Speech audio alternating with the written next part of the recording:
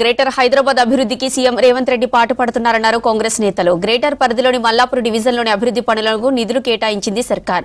జనప్రియ కాలనీలో రోడ్డు పనులకు 64 లక్షలు, బాక్స్ డ్రైనేజీ పనులకు 85 లక్షల రూపాయల నిధులు కేటాయించింది సర్కార్. అభివృద్ధి పనులకు నిధులు కేటాయించిన సీఎం రేవంత్ రెడ్డికి కాలనీ అసోసియేషన్ సభ్యులతో కలిసి కాంగ్రెస్ నాయకులు పాలాభిషేకం నిర్వహించారు. ప్రతి ఒక్కరి భాగస్వామ్యంతో మల్లాపూర్ డివిజన్ అభివృద్ధికి కృషి చేస్తామన్నారు కాంగ్రెస్ నేతలు.